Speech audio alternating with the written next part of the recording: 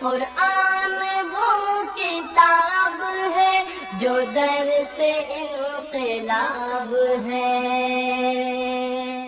سمجھ کے گر کوئی پڑھے تو نور علی نور ہے۔ عوامی سطح پر لکھے ان کو ہم نے دیکھا۔ اب ہم سیرت کے آخری مرحلے میں ہیں جسے ہم مدنی دور کے آخری 5 سال کہتے ہیں، جس میں حضور نے پوری دنیا کو دعوت دی، بین الاقوامی سطح پر دعوت دی، اور جو رکاوٹ بنے دعوت میں ان سے حضور نے لڑائی کی، جہاد کیا۔ قاری صاحب کدھر چلے گئے؟ قاری طلحہ صاحب، قاری صاحب یار ہے، بچوں نے دیکھا ادھر ادھر۔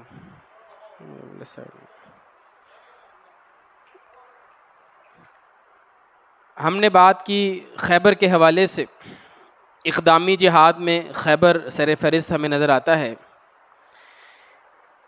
صلح حدیبیہ میں مکہ والوں کے ساتھ صلح ہو گئی تھی، 10 سال کی جنگ بندی ہو گئی تھی، لیکن 2 سال کے بعد وہ 6 ہجری میں ہوا، 8 ہجری میں 2 سال بعد مشرکین مکہ نے اس معاہدے کو توڑ دیا۔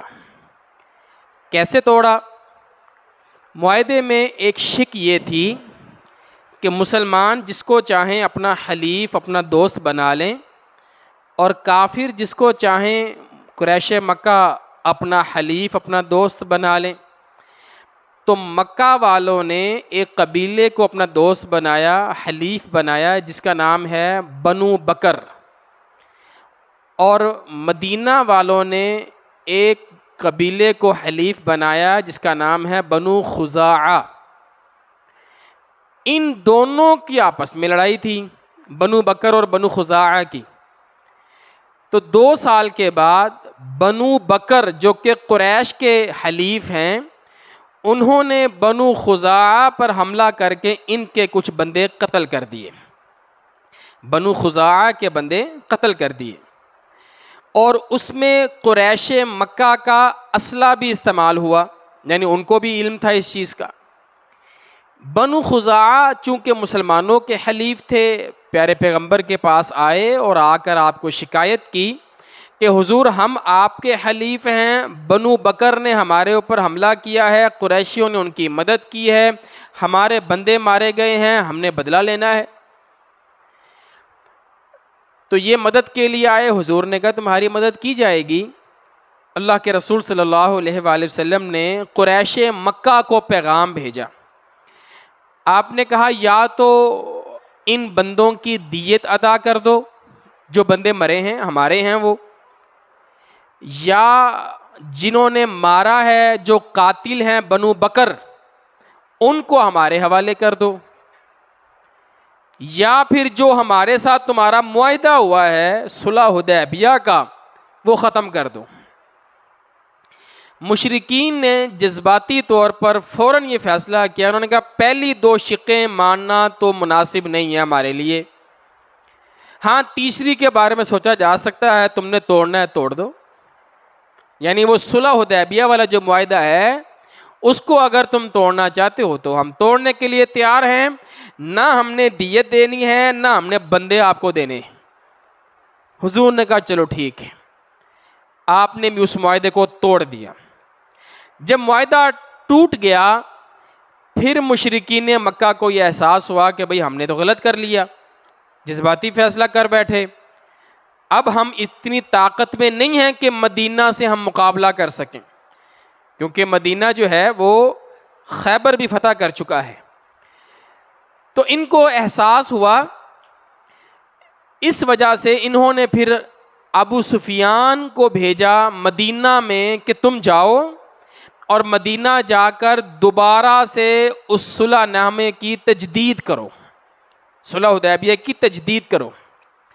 ابو سفیان مدینہ میں آئے، اکیلے آئے، پہلے یہ اپنی بیٹی کے گھر گئے جو حضور کی بیوی ہیں، ہم نے بات کی کل ام حبیبہ رضی اللہ عنہا، جن کا نکاح نجاشی نے پڑھایا تھا، وہ موجود ہیں۔ سیدھا ان کے گھر گئے تو جب حضور کے بستر پر وہ بیٹھنے لگے تو ام حبیبہ فرمانے لگیں، کہنے لگیں کہ آپ حضور کے بستر پر نہ بیٹھیں۔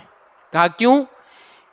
کیا میں اس لائق نہیں ہوں اس بستر پر بیٹھوں، یا یہ بستر اتنا میرے لائق نہیں ہے کہ میں اس پہ بیٹھوں؟ تو ام حبیبہ فرمانے لگی نہیں، یہ پیارے پیغمبر کا بستر ہے اور آپ مشرک ہیں، آپ اس بستر کے لائق نہیں ہیں کہ آپ اس بستر پر بیٹھیں۔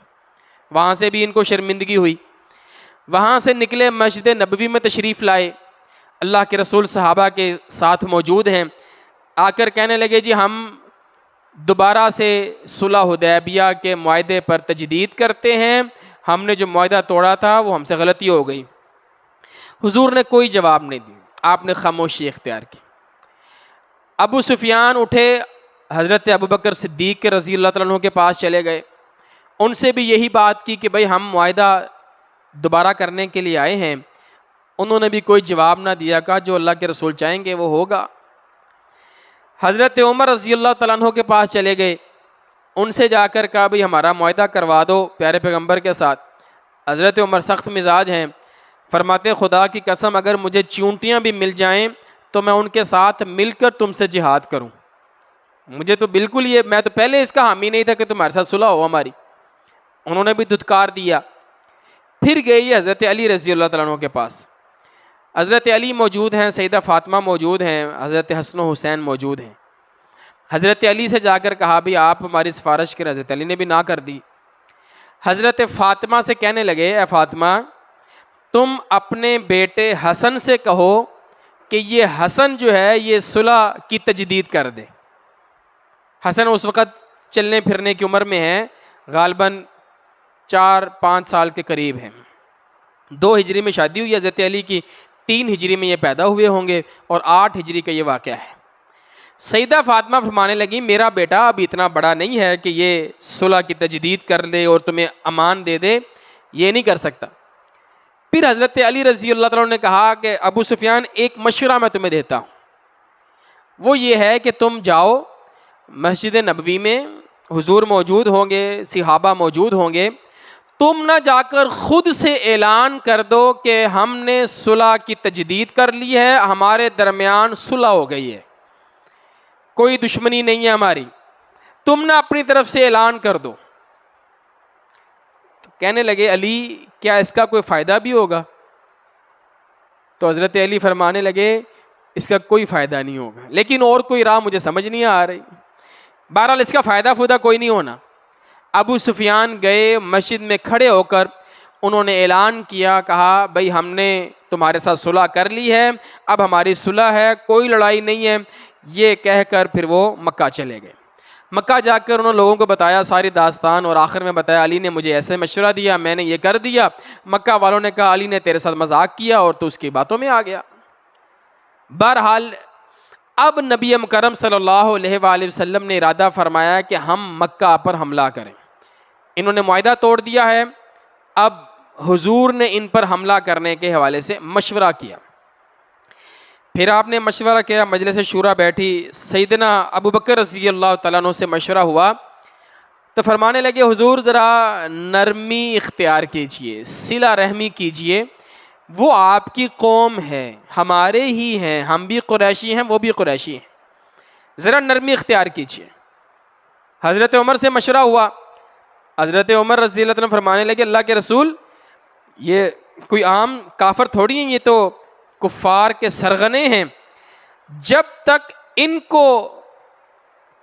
کا حصار نہیں کیا جائے گا، ان کو پکڑا نہیں جائے گا، ان کو ذلیل نہیں کیا جائے گا، ہم پورے عرب پر حکمرانی نہیں کر سکتے، کیونکہ پورے عرب کا جو مرکز اور محور ہے وہ تو بیت اللہ ہے، وہ تو مکہ ہے۔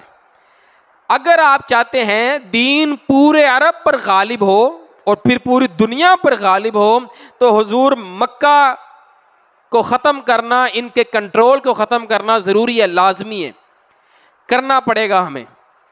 حضور نے جب دونوں کی رائے سنی تو وہاں پر اللہ کے رسول نے ان کے بارے میں کمنٹس پاس کیے۔ آپ نے فرمایا ابوبکر صدیق کی مثال تو ابراہیم جیسی ہے، کہ جیسے ابراہیم علیہ السلام نرم مزاج تھے، نرم تیل سے بھی زیادہ نرم تھے، اس طرح ابو بکر بھی بہت نرم مزاج ہیں۔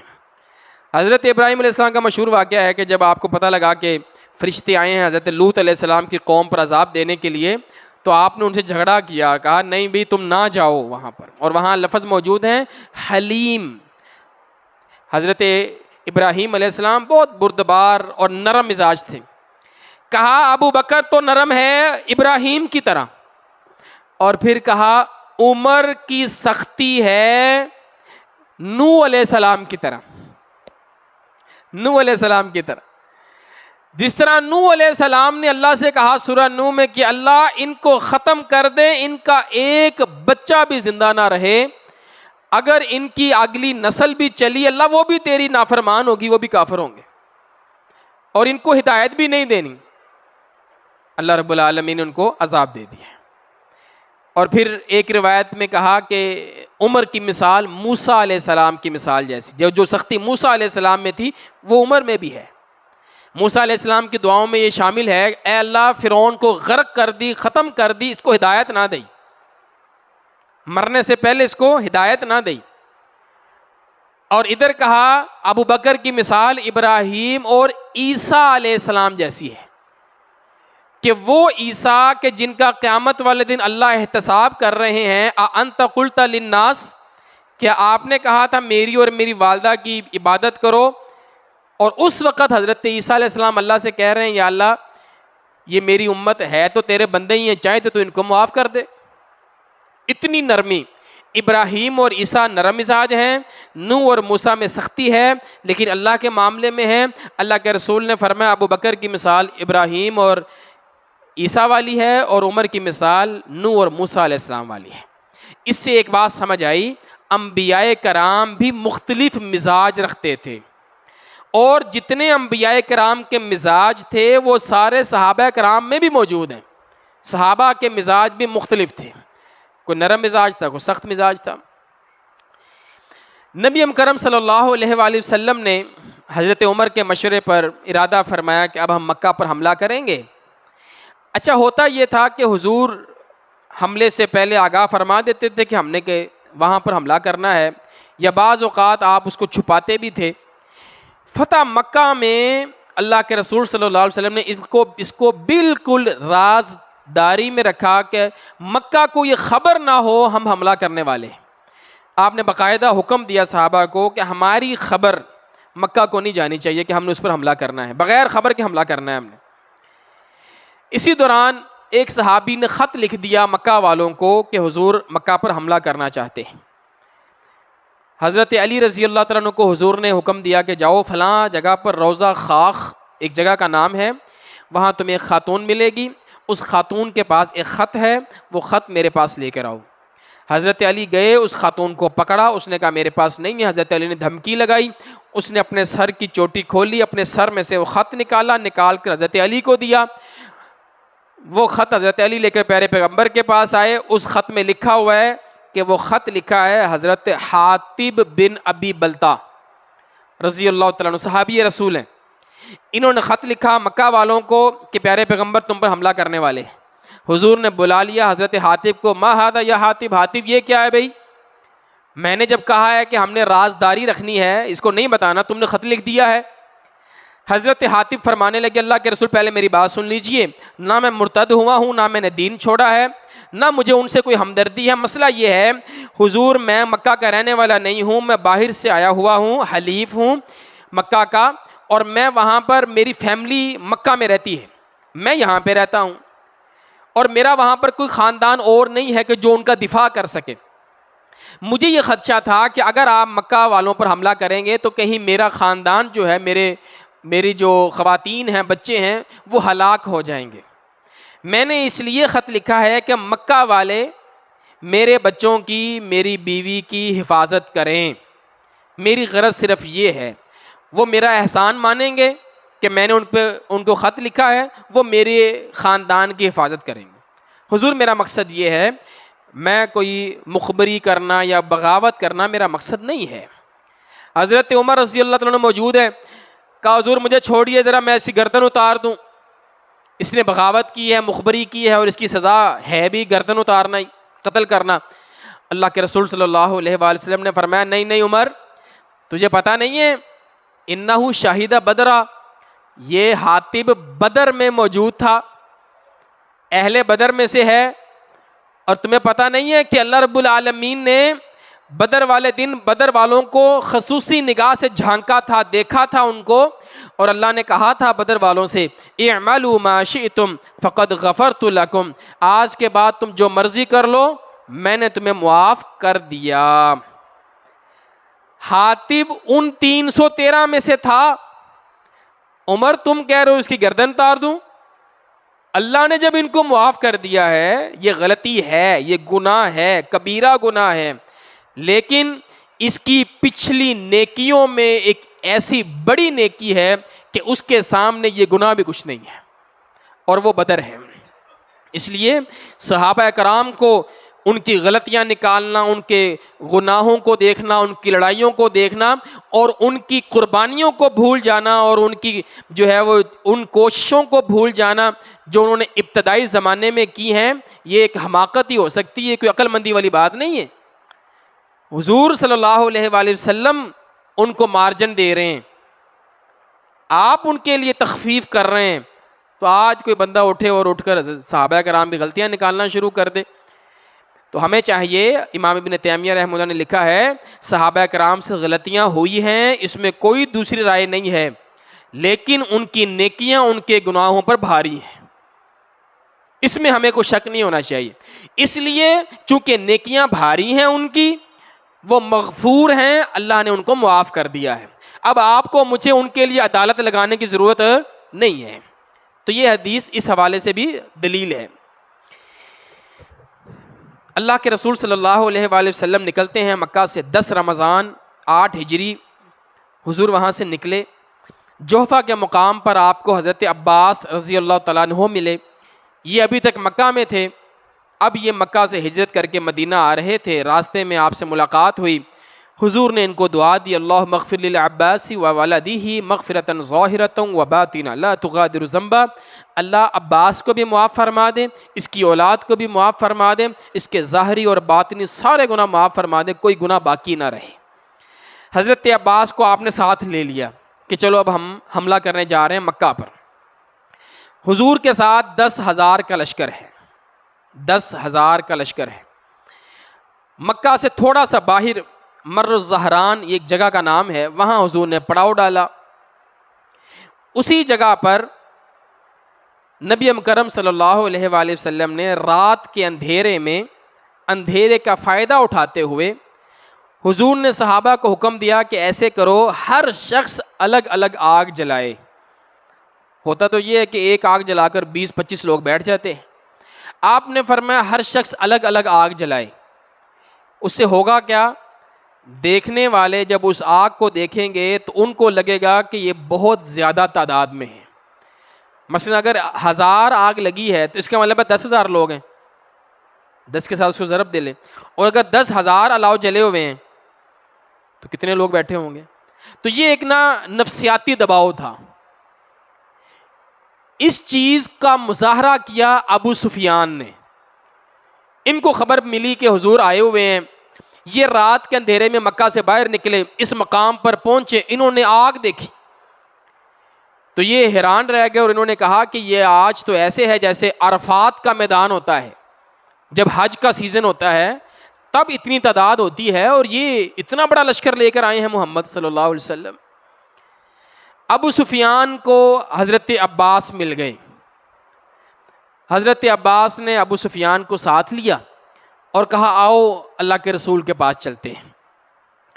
جب حضرت ابو سفیان کو لے کر حضرت عباس جا رہے تھے، راستے میں حضرت عمر نے دیکھ لیا۔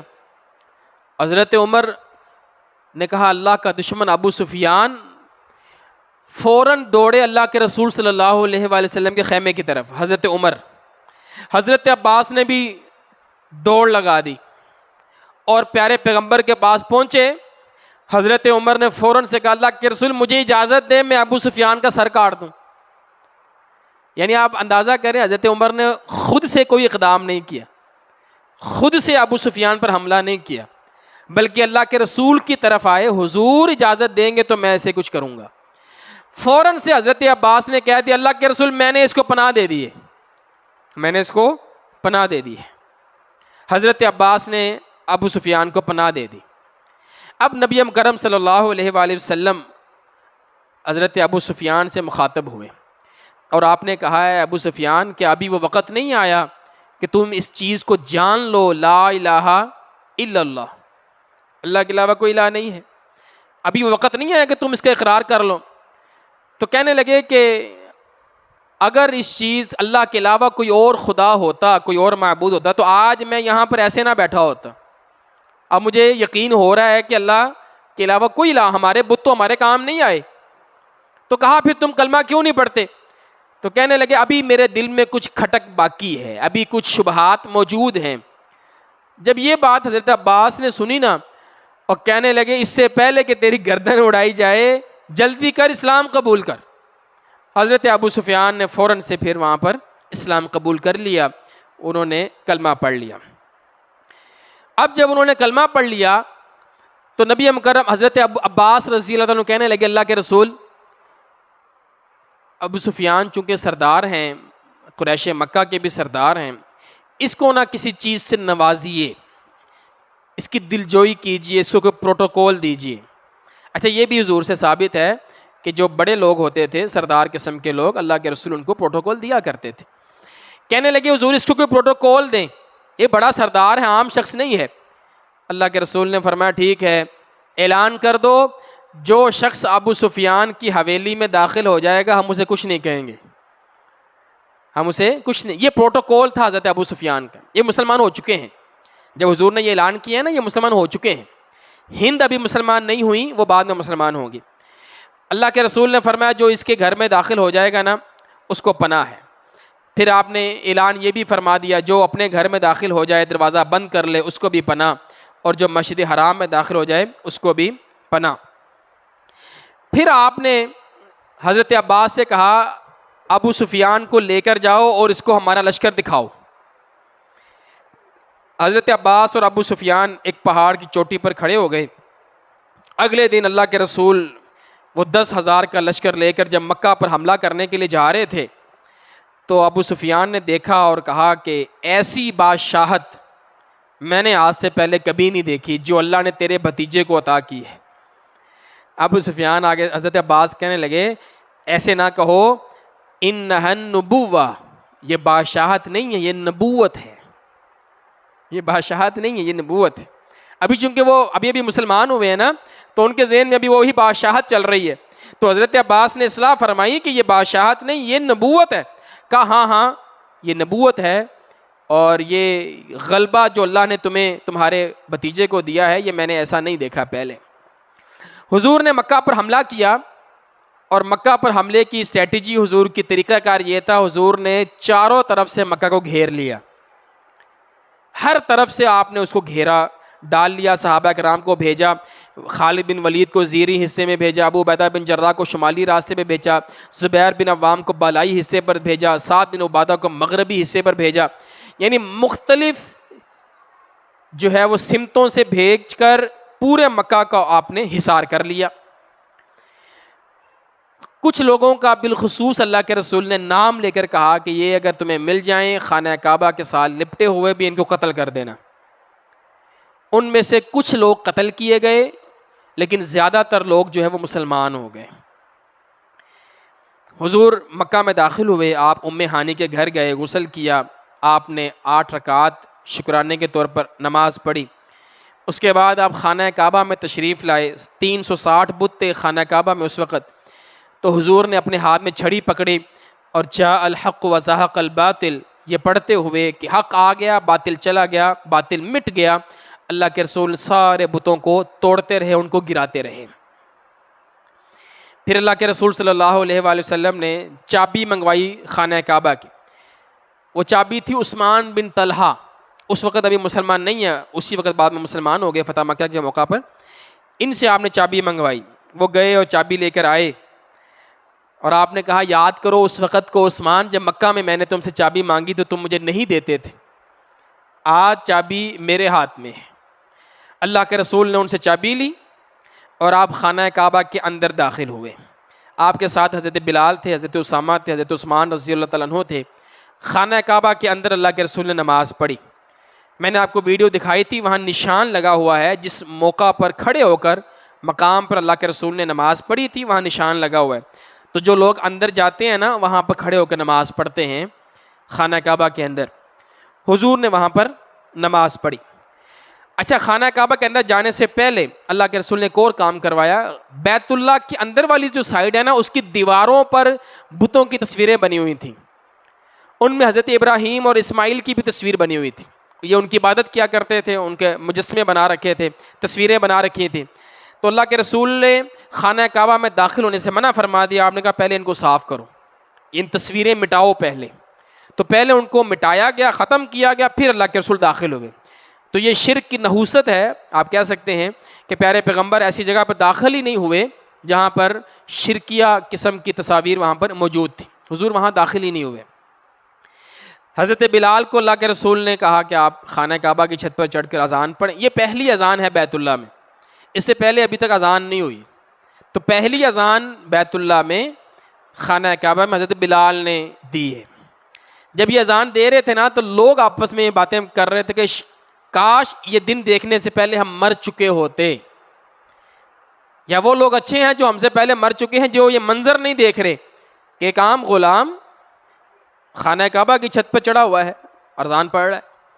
تو اللہ کے رسول نے جب ان کو یہ عزت بخشی, تو کفار کو یہ عزت بھی جو ہے وہ بھی ہضم نہیں ہو رہی تھی, اور وہ یہ باتیں کر رہے تھے. حضرت بلال کے حوالے سے میں پہلے بھی عرض کر چکا, مسجد نبوی میں پہلی اذان حضرت بلال نے پڑھی. خواب حضرت عبداللہ بن زید نے دیکھا تھا, ایک اور صحابی تھے, پڑھی اذان حضرت بلال نے, پہلی اذان مسجد نبوی میں. بیت اللہ میں پہلی اذان حضرت بلال نے پڑھی. بیت المقدس جب فتح ہوا, حضرت عمر رضی اللہ تعالیٰ نے فتح کیا, چابیاں حضرت عمر کے پاس آئیں, تو حضرت عمر نے کہا بلال کدھر ہے. بلال کو بلایا گیا, بیت المقدس میں پہلی اذان حضرت بلال نے پڑھی. یہ حضرت بلال کا خاصہ ہے. تینوں قبلے ہیں, تینوں حرم ہیں ہمارے لیے, تینوں قبلے تو نہیں, حرم ہے ہمارے لیے. ان تینوں میں پہلی اذان حضرت بلال کی ہے. اور جو پہل کرتا ہے, بعد میں آنے والے جو وہ عمل کرتے ہیں, سارا ثواب پہلے کو ملتا ہے. حضرت بلال کی یہ شان ہے. حضور نے اعلان فرمایا, اذهبوا فانتم الطلقاء, آج تم سارے آزاد ہو, کسی کو قیدی نہیں بنایا جائے گا, کسی سے بدلہ نہیں لیا جائے گا.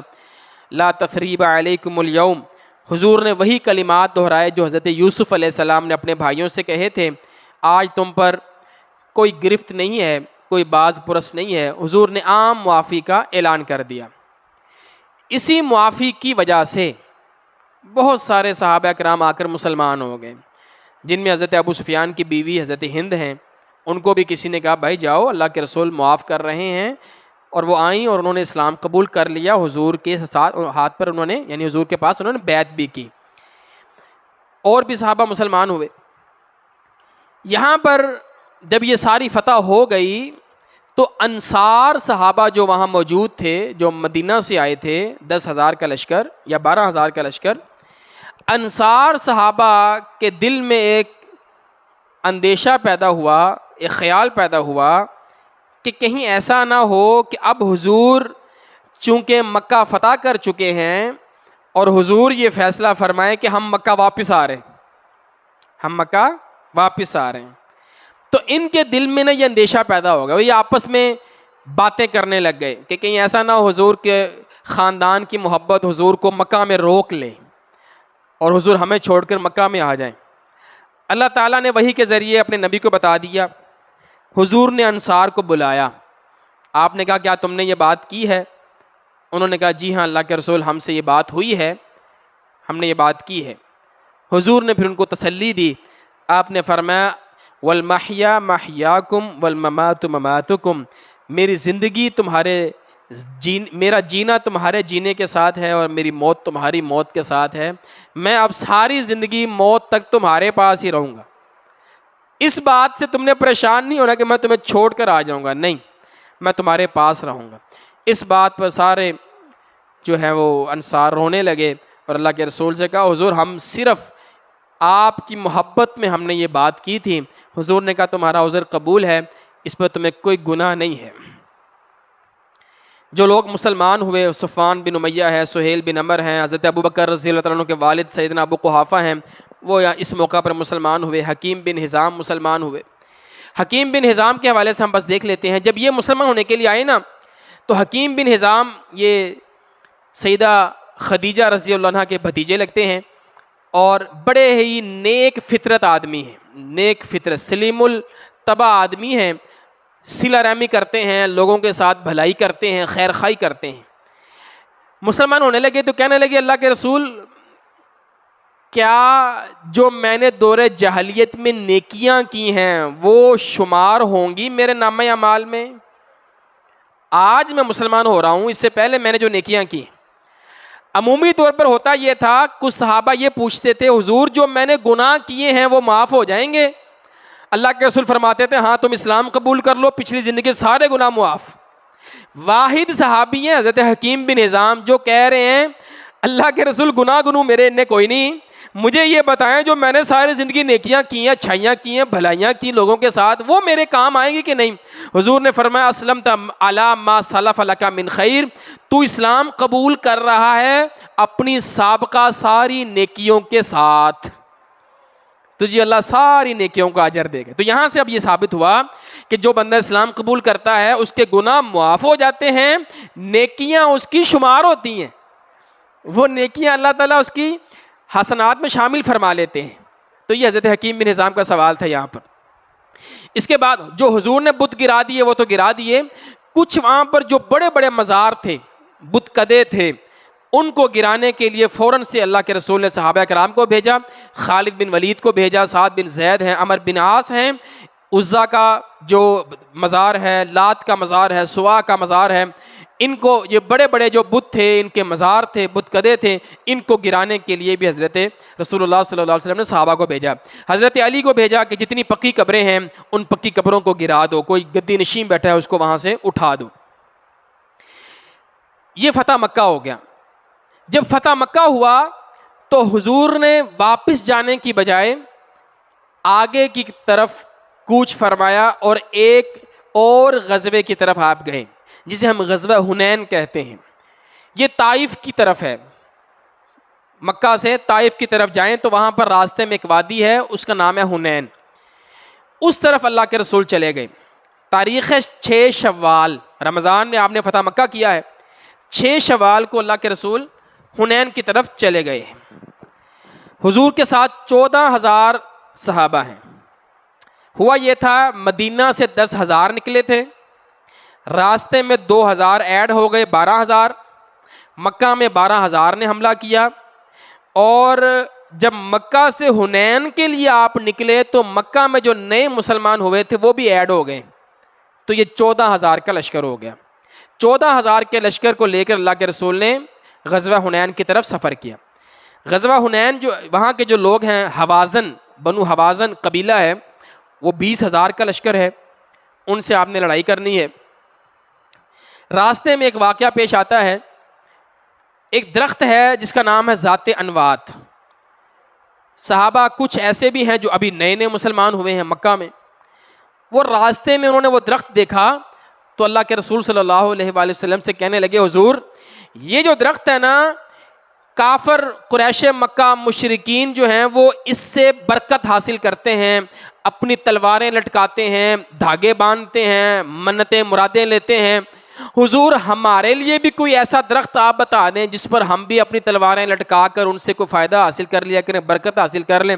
تو اللہ کے رسول نے بڑے سخت الفاظ بولے, آپ نے اللہ اکبر, یہ کیسی بات کر رہے ہو, یہ تو تم بنی اسرائیل والی بات کر رہے ہو کہ جنہوں نے ایک بت کو دیکھا تو بت کو دیکھ کر حضرت موسیٰ سے کہا موسیٰ جس طرح یہ لوگ اس بت کی پوجا کر رہے ہیں ایک بت تو ہمارے لیے بھی بنا دے.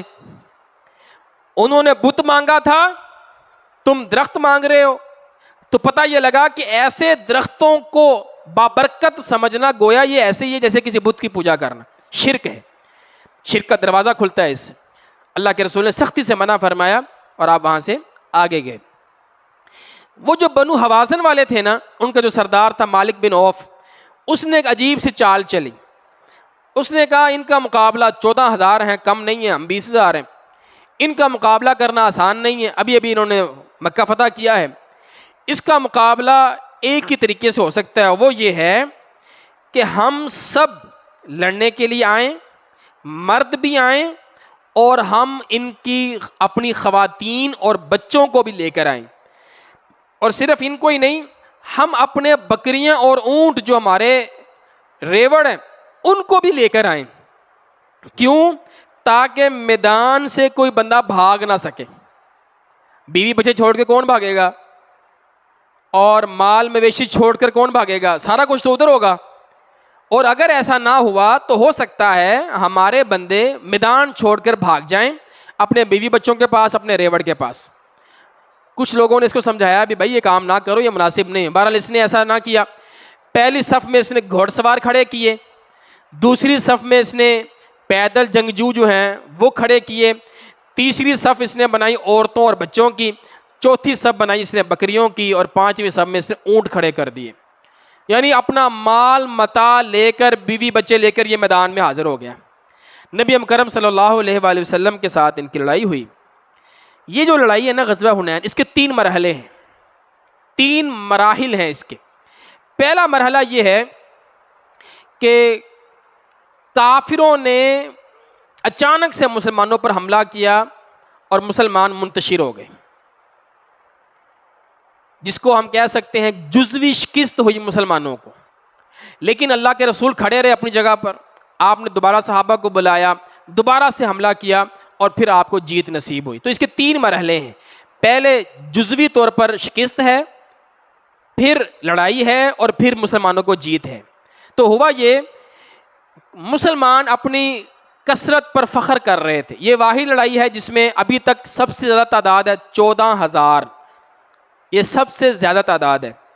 اس پر مسلمانوں کے دلوں میں، کچھ صحابہ کے دلوں میں، یا جو نئے مسلمان تھے ان کے دلوں میں یہ بات ہے آج تو ہم بہت زیادہ ہیں، ہم تو 313 تھے جیت گئے، 700 تھے جیت گئے، آج تو بہت زیادہ ہیں ہم، 14,000 ہے، یہ کون سا کوئی لڑائی ہے، جیتنا تو ہم نہیں ہے۔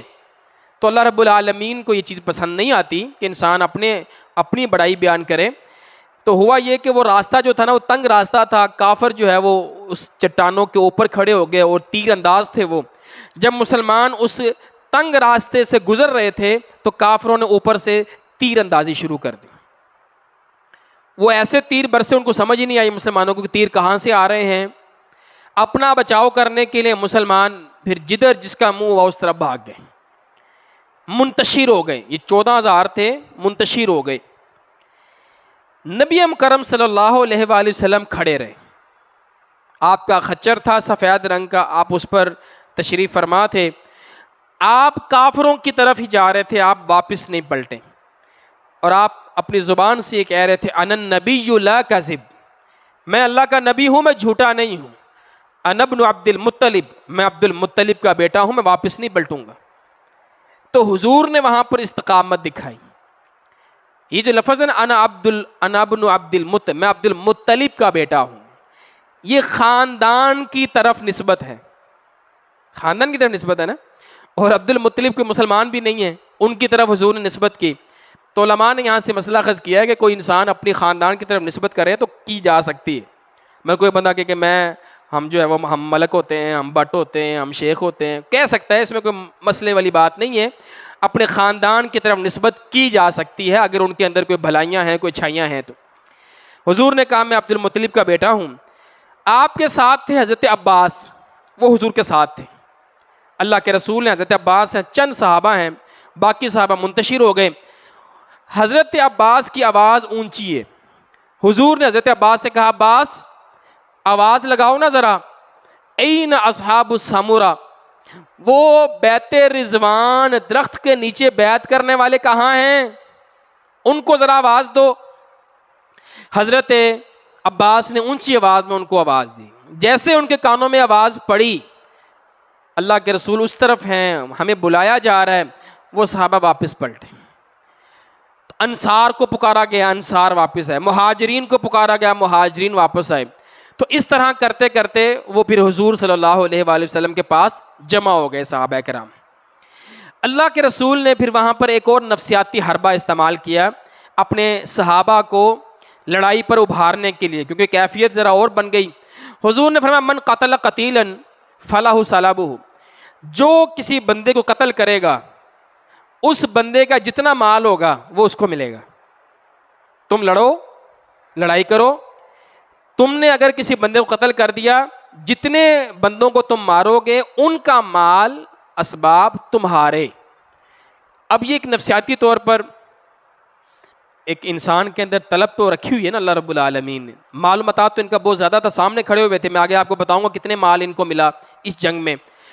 تو حضور نے نا یہ ایک لالچ دی صحابہ کرام کو مال غنیمت کے طور پر.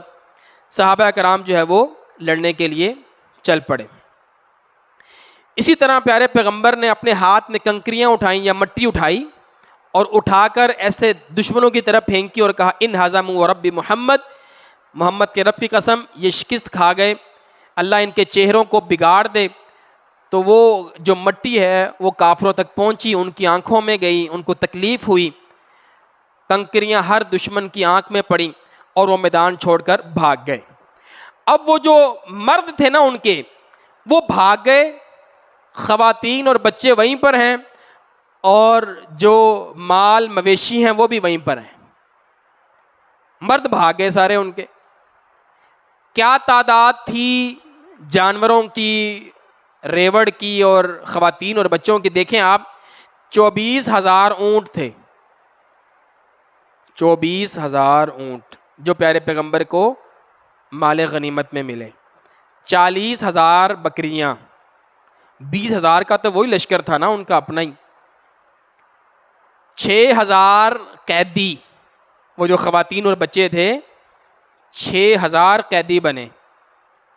4,000 اوقیہ چاندی جو کہ 490 کلو بنتی ہے، 490 کلو.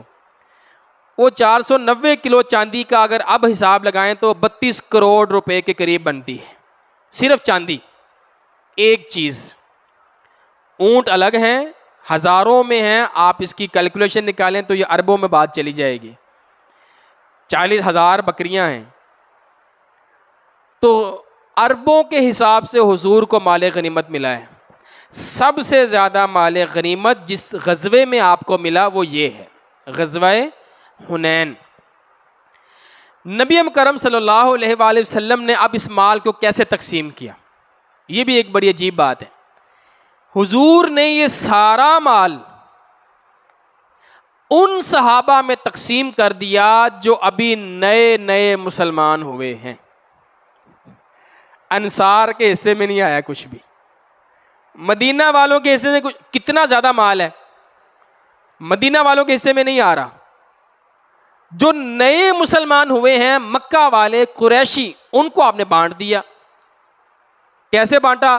کسی کو کہا یہ 2 پہاڑوں کے درمیان جتنی بکریاں کھڑی ہیں تو لے جا. بغیر گنتی کے اللہ کے رسول دیتے رہے. کچھ ایسے لوگوں کو بھی حضور نے دیا جو ابھی مسلمان نہیں ہوئے تھے لیکن قریب قریب تھے، ان کو بھی اللہ کے رسول نے دیا. تالیف قلب جسے ہم کہتے ہیں، ان کا بھی حصہ آپ نے رکھا. آپ دیتے رہے دیتے رہے، بہت آپ نے یہ سارا آپ نے تقسیم کر دیا. کچھ آپ مدینہ میں نہیں لے کر گئے، سارا آپ نے وہیں پر تقسیم کر دیا. حضرت حکیم بن حزام جن کا میں نے ابھی آپ کو بتایا، یہ حضور کے پاس آئے. انہوں نے کہا حضور مجھے کچھ دیجیے، اللہ کے رسول نے ان کو دیا. کہنے لگے اور دیجیے، اللہ کے رسول نے اور دیا. کہنے لگے حضور اور دیجیے، اللہ کے رسول نے اور دیا. اور پھر آپ نے فرمایا اے حکیم جو بغیر لالچ کے مل جائے نا وہی ٹھیک ہوتا ہے، لالچ نہیں کرنی چاہیے، مانگنا نہیں چاہیے. اور پھر کہا الیاد العلیا خیر من الیاد السفلی. اے حکیم اوپر والا ہاتھ نیچے والے ہاتھ سے بہتر ہوتا ہے. یار تو نیچے والا ہاتھ کیوں کر رہا ہے؟ مزید مانگی جا رہا ہے، مزید مانگی جا رہا ہے. حضرت حکیم بن حزام کے ذہن میں یہ بات بیٹھ گئی. ساری زندگی حکیم بن حزام نے پھر دوبارہ کبھی کسی سے نہیں مانگا.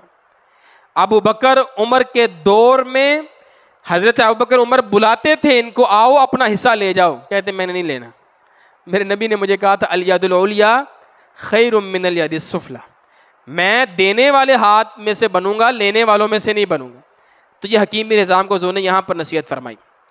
جب آپ مال تقسیم کر رہے ہیں نا بظاہر تو یہ عدل نظر نہیں نہ آ رہا آپ کو، آپ سب کچھ جو ہے وہ زیادہ تر تالیف قلب کے لیے دیتے جا رہے ہیں، لیکن حضور جو کام کر رہے ہیں وہی عدل ہے، اس کو ذہن میں رکھیے گا۔ حضور کو کسی اور عدل کے پیمانے پر نہیں تولا جائے گا، حضور کا عمل ہی عدل ہے۔ آپ اگر انصار کو نہیں دے رہے اور نئے مسلمانوں کو دے رہے ہیں تو یہ بھی عدل ہے، یہ بھی انصاف ہے، یہ ناانصافی نہیں ہے، کیونکہ عدل وہ ہے جو حضور کرتے ہیں، عدل وہ نہیں جو لوگ کہیں گے۔ بات سمجھ آ رہی ہے؟ معیار پیارے پیغمبر ہیں، تیسری ہستی، تیسرا معاشرہ معیار نہیں ہے۔ حضور جب اس طرح تقسیم کر رہے ہیں نا، نئے مسلمانوں کو دے ہی جا رہے ہیں، پرانوں کو نہیں دے رہے، تو وہاں پر پھر ایک شخص نے اعتراض کیا، اس نے کہا یا رسول اللہ عادل، اے اللہ کے رسول عدل کیجئے، یہ عدل نہیں ہو رہا، عدل کیجئے۔ تو اللہ کے رسول کو غصہ آیا، آپ نے کہا میں عدل نہیں کروں گا، میں نہیں کروں گا تو کون عدل کرے گا؟ عدل کے پیمانے وہ ہوں گے جو پیارے پیغمبر قائم کریں گے، جو اللہ کے رسول بنائیں گے، وہ پیمانے ہوں گے۔ حضور نے کہا میں عدل نہیں کر رہا، اب تم سکھاؤ گے مجھے عدل کیا ہے کیا نہیں ہے۔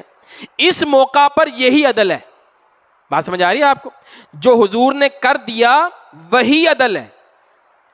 پھر حضور نے فرمایا، جب وہ چلا گیا نا، آپ نے فرمایا یہ کوئی عام بندہ نہیں تھا، اس کی نسل میں سے نا ایک گروہ نکلے گا جس کی ظاہری عبادات تمہاری عبادات سے بہت زیادہ ہوں گی۔ تم ان کی نماز کو دیکھو گے، کہو گے یار نماز تو یہ پڑھتے ہیں، ہم کون سا کوئی نماز پڑھتے ہیں۔ ان کی قرآن کی تلاوت سنو گے، تم کہو گے قرآن تو یہ پڑھتے ہیں، ہم کون سا قرآن پڑھتے ہیں۔ تم اپنے آپ کو ہلکا سمجھو گے اپنی عبادت کو ان کی عبادت کے سامنے، یہ اتنی اچھی عبادت کرنے والے ہوں گے اس کی نسل میں سے، لیکن یہ دین میں سے ایسے نکل چکے ہوں گے جیسے جانور کو تیر لگتا ہے اور نکل جاتا ہے، اس تیر پر خون کا کوئی نشان بھی نہیں ہوتا۔ یہ دین ان کے اندر سے نکل چکا ہوگا، یہ منہ سے قرآن پڑھیں گے لیکن قرآن ان کے حلق کے نیچے نہیں جائے گا۔ ان کو کہا جاتا ہے خوارج، خارجی۔ پھر حضور نے فرمایا کہ تمہاری ان کے ساتھ لڑائی ہوگی صحابہ کرام کی، اور ایک نشانی آپ نے بتائی کہ ان میں سے ایک شخص ایسا ہوگا جس کا ایک بازو صحیح ہوگا، ایک خراب ہوگا، اور وہ گوشت کا لوتھڑا جیسے ہوتا ہے نا ویسے ہوگا، ہڈی نہیں ہوگی اس کے اندر۔ ایک بازو ٹھیک ہوگا، جو دوسرا بازو ہوگا اس کے اندر ہڈی نہیں ہوگی، گوشت کا لوتھڑا ہوگا، گوشت ہوگا۔ حضرت علی رضی اللہ تعالیٰ عنہ کے زمانے میں خوارج سامنے آئے، حضرت علی نے ان سے لڑائی کی، جہاد کیا، ان کو مارا۔ مارنے کے بعد حضرت علی نے کہا جاؤ جا کے دیکھو ان میں وہ شخص ہے ہاتھ والا، اللہ کے رسول نے جو فرمایا تھا۔ تو ان کے مرے ہوئے لوگوں میں، مقتولوں میں وہ شخص ملا جو حضور نے فرمایا تھا، ویسا ہی ہاتھ اس کا تھا۔ تو ان لوگوں سے حضرت علی نے جہاد کیا، خوارج کو حضرت علی نے قتل کیا، مارا۔ تو یہ جو شخص آیا تھا اس کی نسل سے پھر آگے خوارج آئے۔ اب جب حضور مال دے رہے ہیں نئے مسلمانوں کو، تو وہ جو انصاری ہیں، جو مدینہ والے ہیں، ان میں سے چند نوجوان صحابہ جن کی عمریں زیادہ نہیں ہیں، جن کی عقل ابھی اتنی پختہ نہیں ہوئی، انہوں نے آپس میں باتیں کرنا شروع کی، یار یہ کیا بات ہے، ہمیں کچھ بھی نہیں ملا اور سارا کچھ لے گئے مہاجرین یا مکہ والے، قریش مکہ، اللہ کے رسول ان کو دے جا رہے، ہمیں تو آپ نے کچھ دیا ہی نہیں۔ چونکہ وہ جوان تھے، جذباتی تھے، انہوں نے جذباتی باتیں کرنا شروع کر دیں۔ حضور کو پتہ لگا، اللہ کے رسول نے بلا لیا انصار کو، آپ نے کہا آ جاؤ بھائی، تم نے یہ بات کی ہے کہ میں ان کو دے رہا ہوں تمہیں نہیں دے رہا۔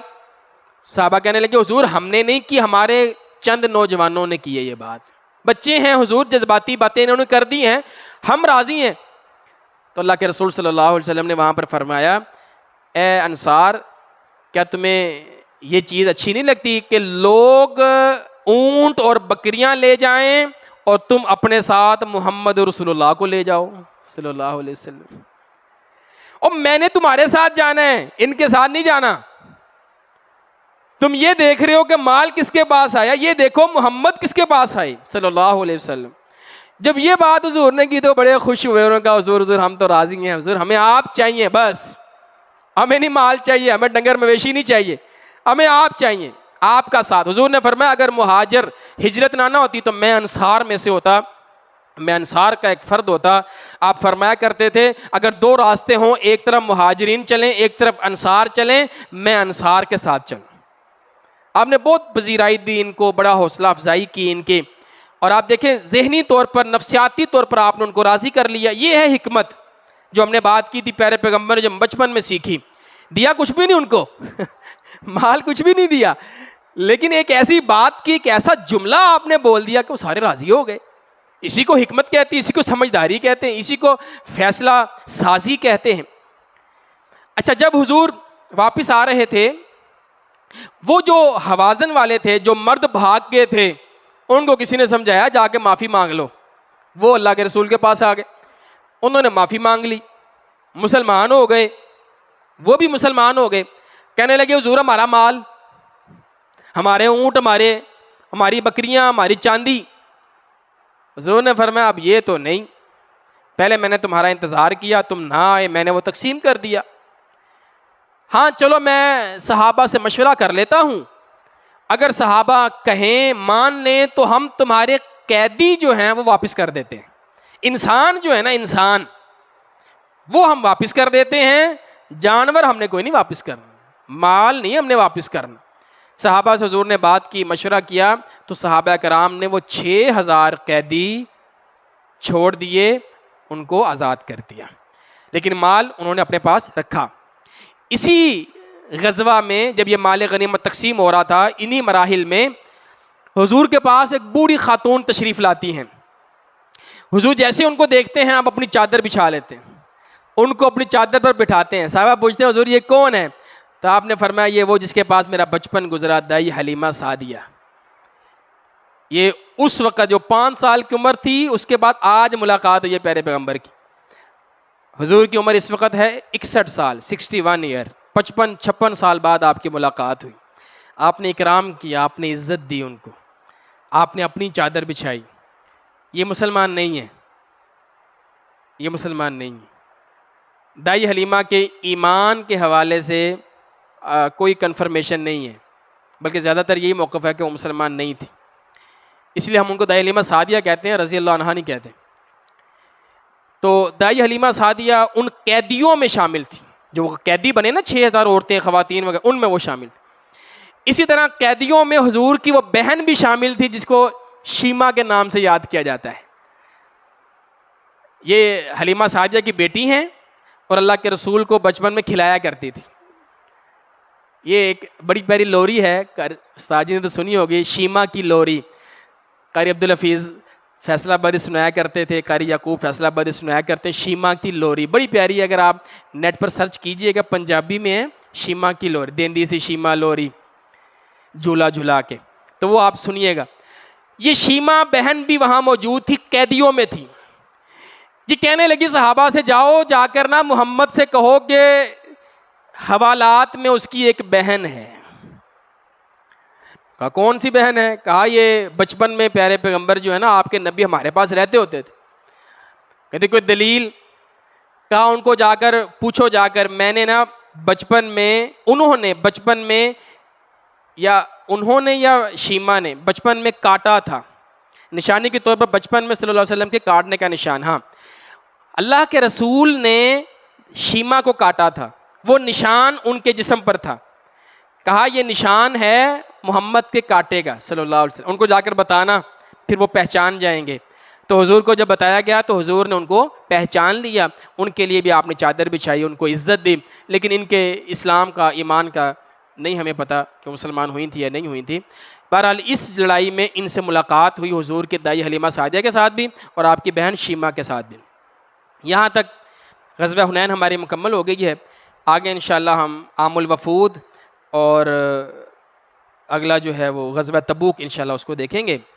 آپ احباب سے ایک مشورہ ہے، ہمارے بزرگوں نے بھی ہمیں مشورہ دیا ہے کہ 12 ربیع الاول والے دن، جو کہ بدھ والا دن ہے، اس دن ہم آف کر لیں، چھٹی کر لیں، کیونکہ ایک تو سب کو چھٹی بھی ہے اور کچھ آنے جانے کے بھی مسائل ہو سکتے ہیں، تو بعض